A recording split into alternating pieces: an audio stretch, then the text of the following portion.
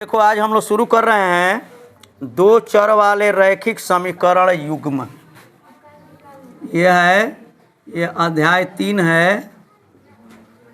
अध्याय 3 दो चर वाले रैखिक समीकरण। अब ध्यान दो, दो चर टू वेरिएबल दो चर क्या होता है? जिसका मान अलग अलग क्वेश्चन में, प्रश्न में बदलेगा वो क्या कहलाएगा? चर।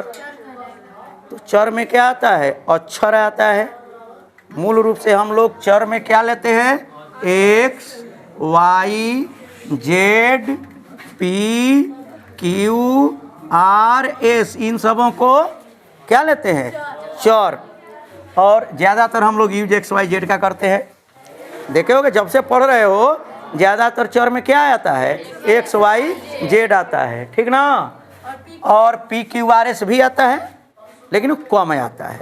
सवाल जो लोग हम हल करते हैं मान करके, उसमें हम क्या मानते हैं? एक्स वाई जेड को मानते हैं, इसी को मानते हैं। और दो चर जब मानते हैं तो अक्सर हम लोग प्रायः एक्स और वाई मानते हैं। जब भी दो चर मानते हैं तो शुरू से 6 से ही पढ़ रहे होगे, एक्स और वाई माना जाता है।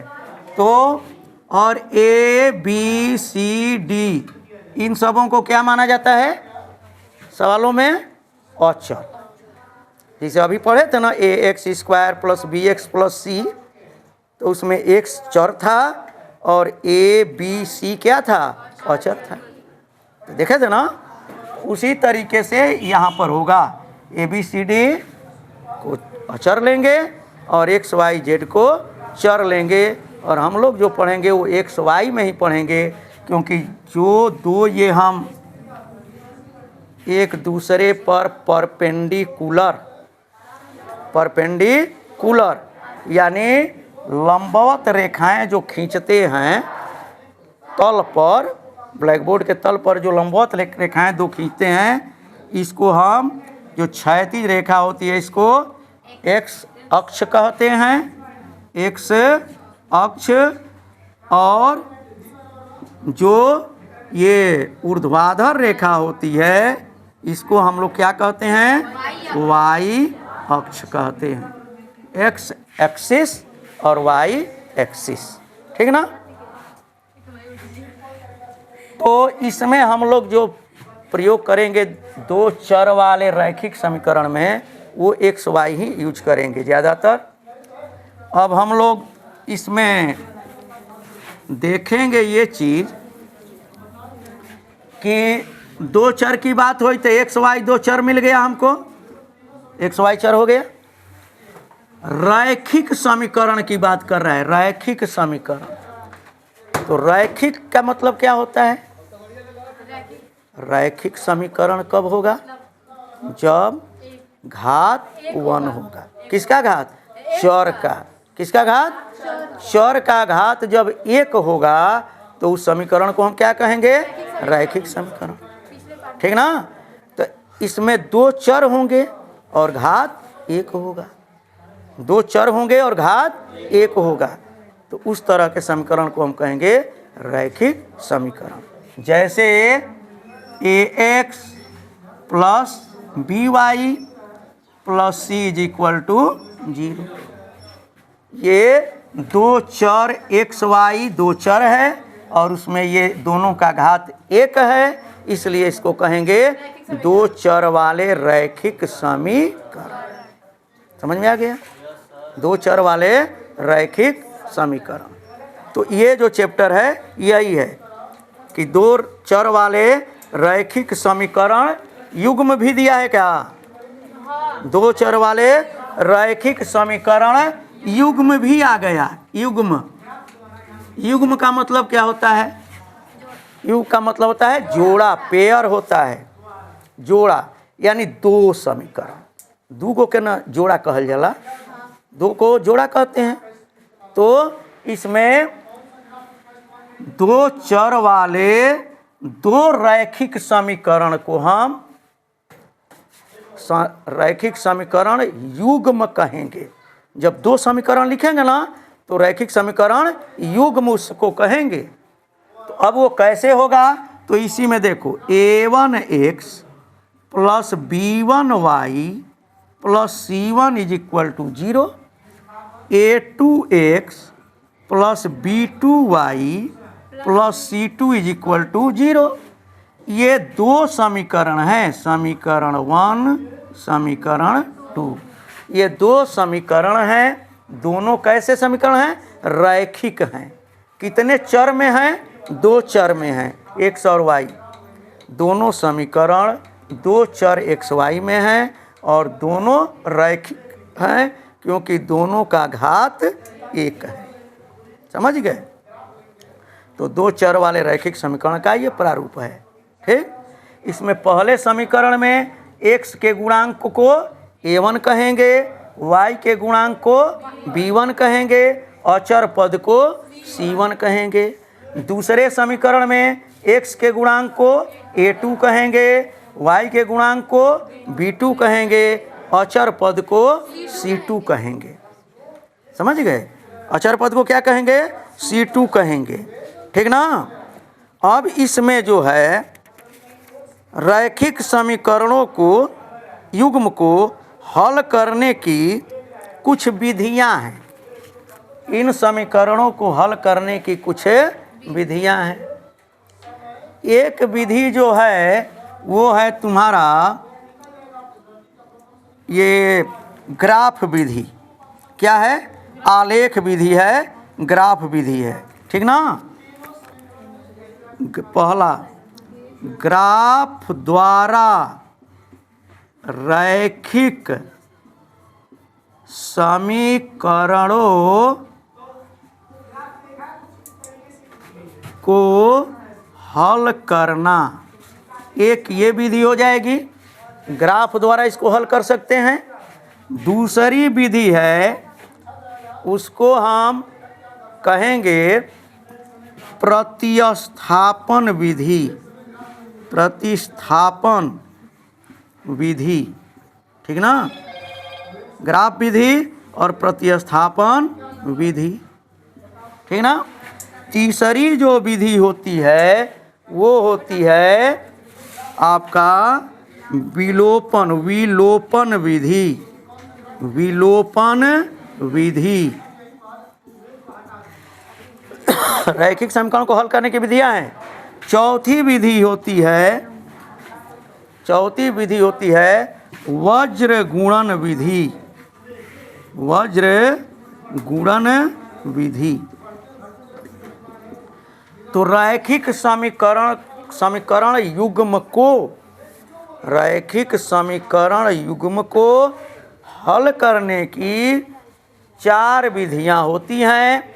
ग्राफीय विधि, प्रतिस्थापन विधि, विलोपन विधि और वज्र गुणन विधि।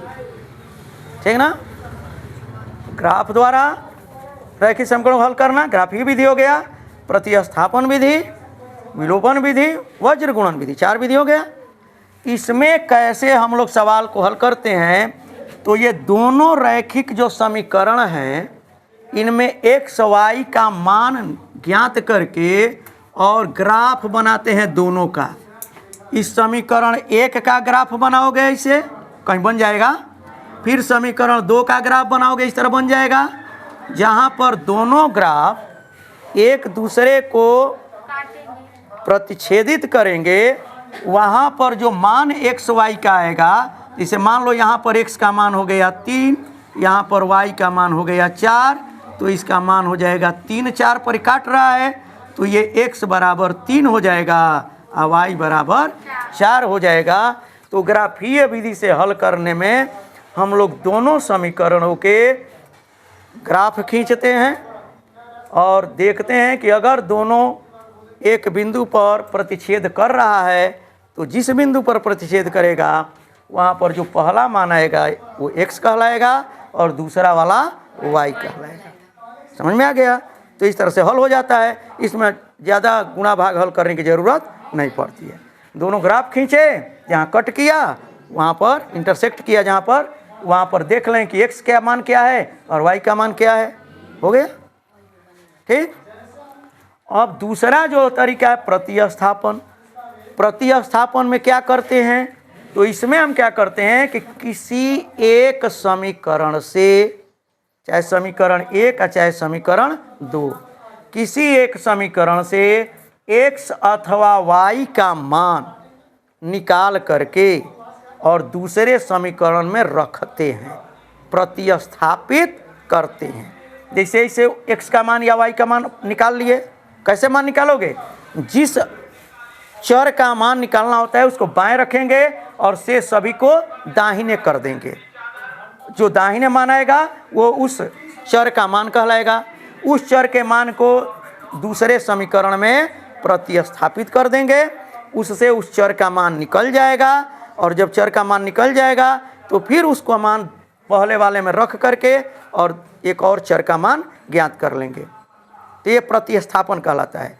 माने एक चर से, एक समीकरण से एक चर का मान ज्ञात करके दूसरे समीकरण में रखेंगे तो उसको कहा जाएगा प्रतिस्थापन विधि। तीसरा जो है विलोपन विधि।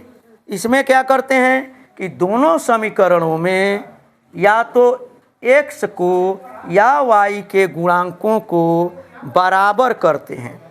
x का गुणांक बराबर करेंगे या y का गुणांक बराबर करेंगे। ठीक। और तब उसमें से एक जो बराबर होगा उसको विलोपित कर देंगे, मतलब वो कट जाएगा, प्लस माइनस आएगा। अगर दोनों प्लस है तो घटा देंगे और प्लस माइनस है तो जोड़ देंगे। इससे एक अक्षर खत्म हो जाएगा, एक चर खत्म हो जाएगा। दूसरा चर बचेगा तो उसका मान निकाल लेंगे। उस मान को किसी एक समीकरण में रख करके और दूसरे चर का मान भी ज्ञात कर लेंगे। तो इसको विलोपन कहते हैं। विलोपन क्यों? क्योंकि एक चर को हम गायब करते हैं, एक चर को इसमें से कटाते हैं, गायब करते हैं, इसलिए विलोपन कहलाता है। ठीक ना। और उसके बाद से चौथा वज्र गुणन विधि होता है, क्रॉस मल्टीप्लिकेशन इसको कहते हैं। ठीक ना। इसका थोड़ा सा अलग तरीका है, तो उसको विधिवत बताना पड़ेगा तब वो आएगा। ठीक ना। लेकिन इन तीनों को हमने व्याख्या कर दिया और आपके कोर्स में केवल 2 ही विधि दिया है। आपके कोर्स में 2 विधि से ही आपको करना है। एक विधि है आपका प्रतिस्थापन विधि, नहीं ग्राफीय विधि भी हल दिया है, ग्राफीय विधि से हल करना है। और दूसरी विधि जो है वो प्रतिस्थापन विधि है। ये 2 विधि है और विलोपन विधि, 3 विधियां दिया है इसमें। और जो चौथी विधि है वज्र गुणन, ये इसमें से हटा दिया है। ठीक ना। तो सिर्फ 3 विधियों द्वारा ही आपको क्या ज्ञात करना है,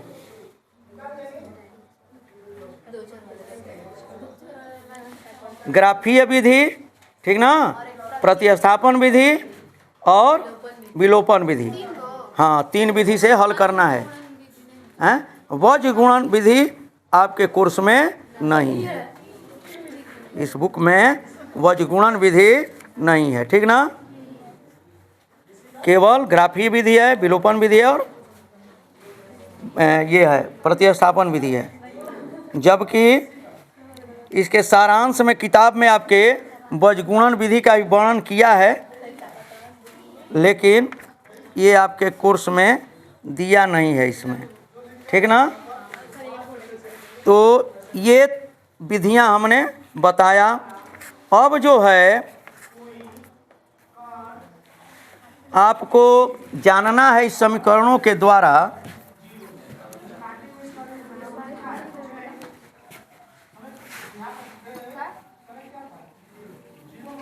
देखिए, ये 2 रैखिक समीकरण युग्म है, रैखिक समीकरण युग्म है। इसके द्वारा हमको तीन चीज़ें जाननी होती है कि इन समीकरणों का हल कब होगा और कब नहीं होगा।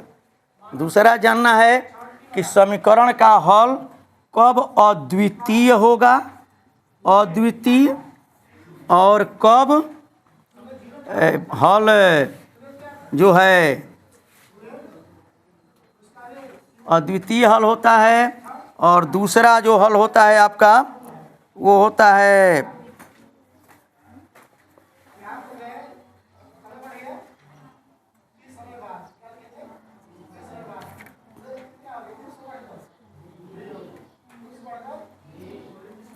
अद्वितीय हल और कोई हल नहीं, कोई हल नहीं, और तीसरा होता है अनंततः अनेक हल, अनंततः अनेक हल।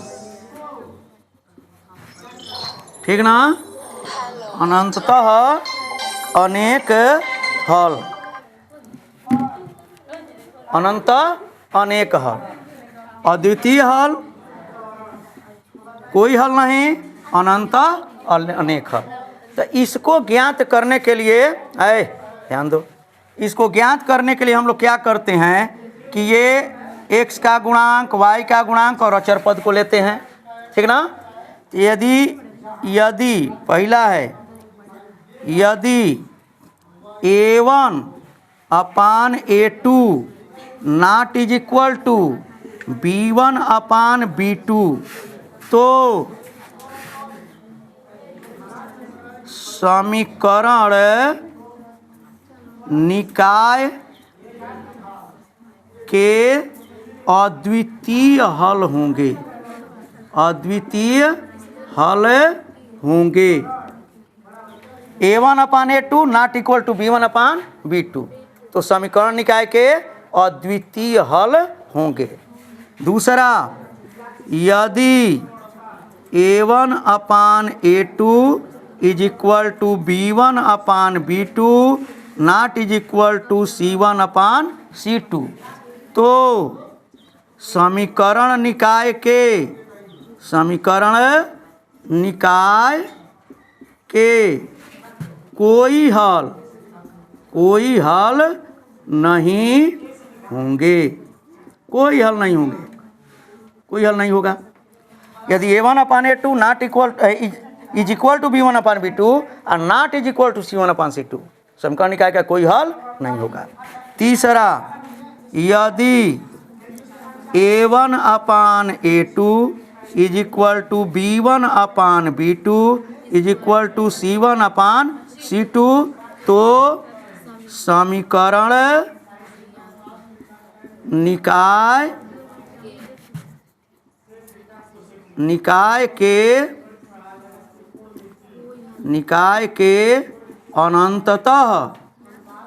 अनंततः अनेक हल होंगे, अनेक हल होंगे।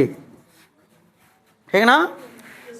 तो अगर दो समीकरण दिया है, आपको केवल इतना ही चेक करना है कि किस समीकरण का हल अद्वितीय है, किस समीकरण का हल कोई हल नहीं है, और किस समीकरण का हल अनंततः अनेक है। ये ज्ञात करना है तो समीकरणों को हल करने की जरूरत नहीं है। केवल x का गुणांक बटा x का गुणांक, y का गुणांक बटा y का गुणांक, माने a1 upon a2, b1 upon b2 और c1 अपान c2 ज्ञात करिए। तो a1 अपान a2 और b1 अपान b2 अगर बराबर नहीं है, ये दोनों का मान बराबर नहीं है, तो लिख दीजिए कि अद्वितीय हल है। अगर ये दोनों बराबर है और c1 अपान c2 बराबर नहीं है, तो लिख दीजिए कोई हल नहीं है।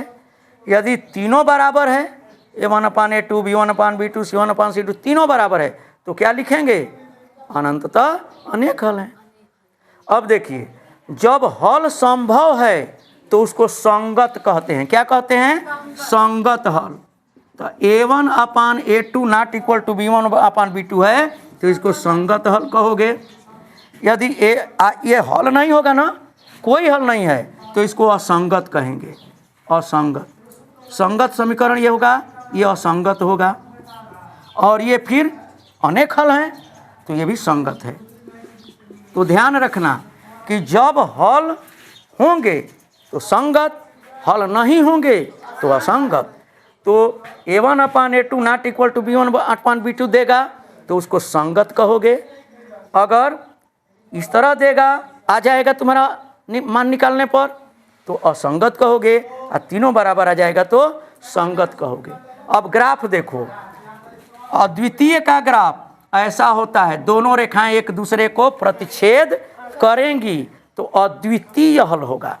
अद्वितीय का मतलब कि x का भी केवल एक मान आएगा और y का भी केवल एक ही मान आएगा।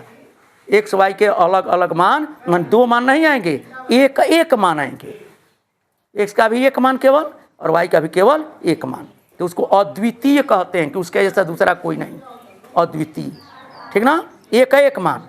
तो उसके लिए दोनों रेखाएं एक दूसरे को प्रतिच्छेद करेंगी एक बिंदु पर। जब एक बिंदु पर प्रतिच्छेद करेंगी तो x और y का एक एक मान आएगा। जैसे इसमें x का मान क्या आएगा 3 और y का मान 4, अन्य कोई तो मान आएगा नहीं, इसी को अद्वितीय कहते हैं। और असंगत में क्या होगा, असंगत में यानी कोई हल नहीं है, इसका ग्राफ बनेगा कि दोनों रेखाएं पैरेलल होंगी। क्या होंगी, समांतर।